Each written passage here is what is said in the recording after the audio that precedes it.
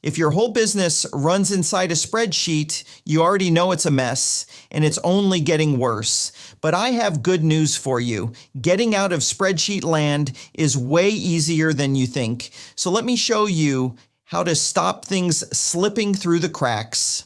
In this video, we're going to show you how to take that spreadsheet and move the whole thing into SureContact without losing any of what you've been keeping in there. Now, a spreadsheet is a perfectly good place to start. Most businesses do start there, but you outgrow a spreadsheet faster than you expect. And here's what staying costs you. A spreadsheet holds names and email addresses, and that's about where it stops. You can't see what a customer bought, or when you last spoke to them, or what they asked you for the time before that. All of that sits in your head, which means your business runs on memory. And when a business runs on memory, things slip through the cracks.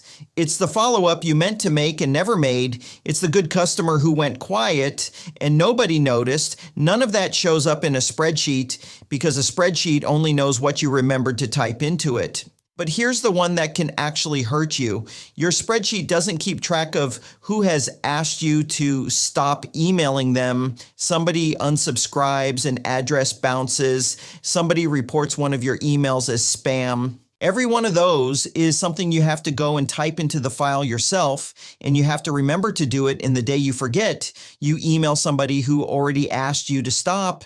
In SureContact, that person's own record carries their email status, so it isn't something you have to keep track of.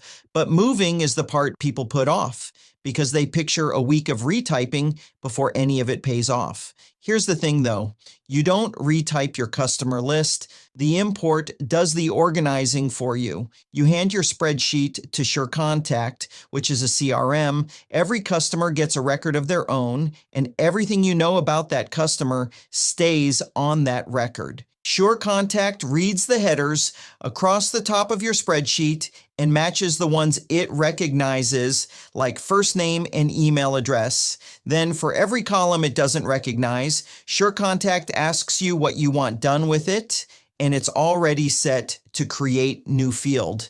That means SureContact builds a brand new custom field for that column and fills it in for every person in the file while the import is running. So the account number stays with that customer, and so does the city, and so does the date they signed up. And here's the part I really like. The columns you were sure wouldn't fit are the ones the import already has a plan for. So before I show you the screens, a couple of other things worth knowing. If you're bringing in 6 people rather than 600, there's a copy and paste option instead of a file. And there's a sample file you can download if you'd rather see the layout SureContact expects before you go near your own data. All right, so now let's do the whole thing start to finish, and I'll walk you through every step. In the sidebar, there's a CRM section, and under that you'll find imports. First time in, the page just says there are no imports yet, with a button to create your first import. I've run a few already, so I'll use the import button up in the corner, and it gives you 2 choices. I'll take the first one, and a panel opens up.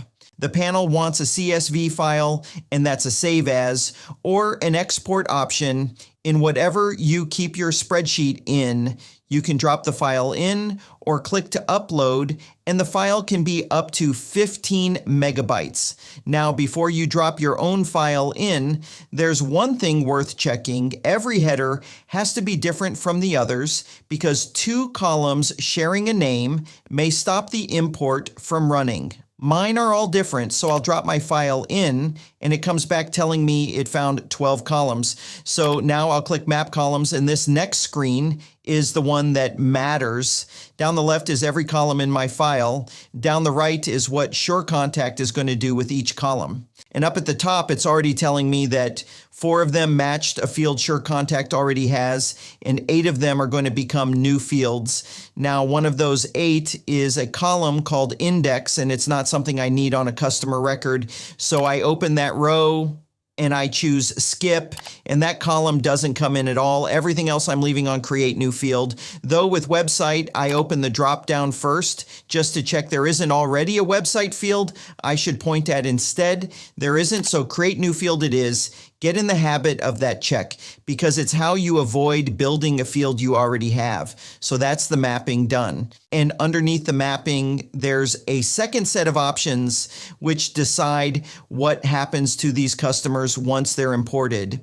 First up is assign to tags, and that's where I make a tag called imported contacts, and everybody in the file gets that tag. Add to lists does the same job for a list, and I'll call mine external contacts. Neither of those existed until I typed the names in. Then there's default status. This is the one I'd slow down on because it's the status every person in your file starts out on. There are 6 statuses to pick from, and they're the sending statuses you'd recognize. Active is the one that means go. So if the people in your file are already your customers and they've heard from you before, then active is what you want.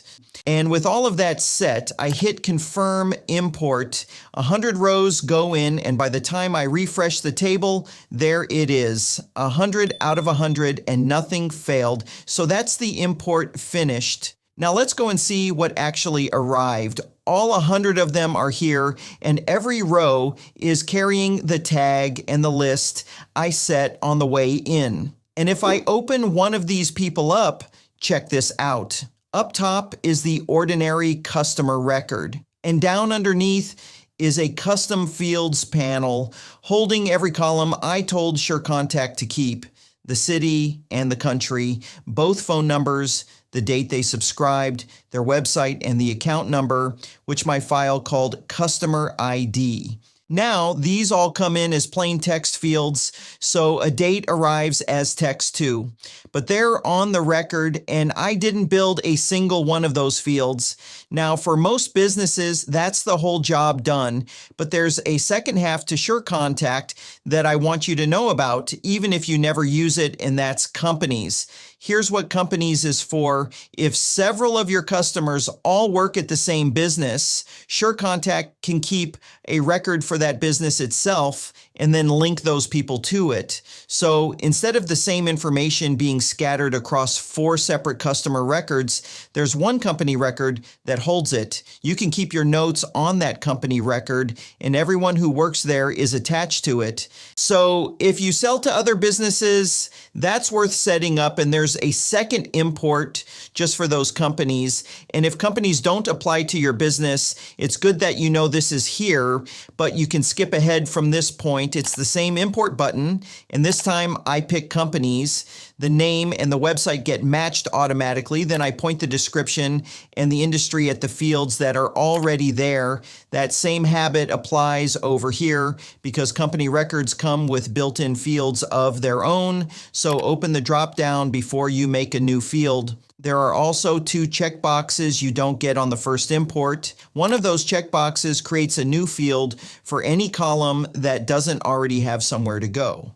The other updates the companies you already have, rather than leaving those records untouched. And either way, these rows get matched against what's already in there by domain and by name. So running the same file twice won't leave you with 2 of everything. Confirm import, and the companies show up in the list. So that's how your business gets out of spreadsheet land. Your own columns decided the fields, so nothing you wanted got left behind. The tag and the list and the email status were all set before anybody arrived. And from here, the record holds what a customer bought.